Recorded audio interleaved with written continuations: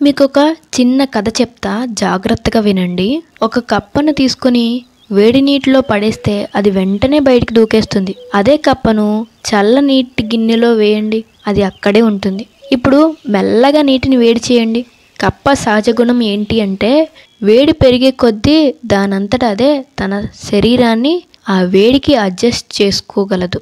కానీ ఒక్కసారి నీరు మరగడం మొదలైతే కప్ప అందులో ఉండలేదు, బయటికి దూకేయాలని చూస్తుంది. కానీ అప్పుడది దూకలేదు.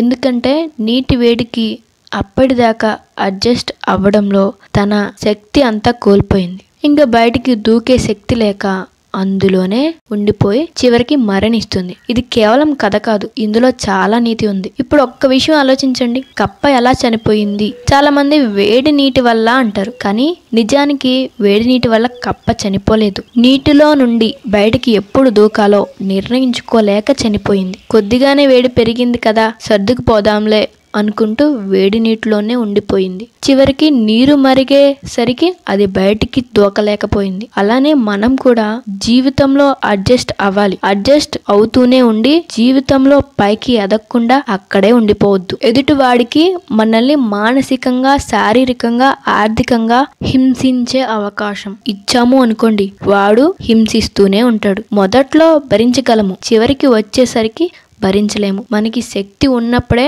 సమస్య నుండి బయటికి వచ్చేయాలి. పర్లేదులే అనుకుంటూ భరిస్తూ ఉంటే చివరికి సమస్యల వలలో చిక్కుకొని బాధపడాల్సి వస్తుంది. జీవితంలో ఎలాంటి పరిస్థితుల్లో అయినా తగిన సమయంలో నిర్ణయం తీసుకోవడం చాలా ముఖ్యం.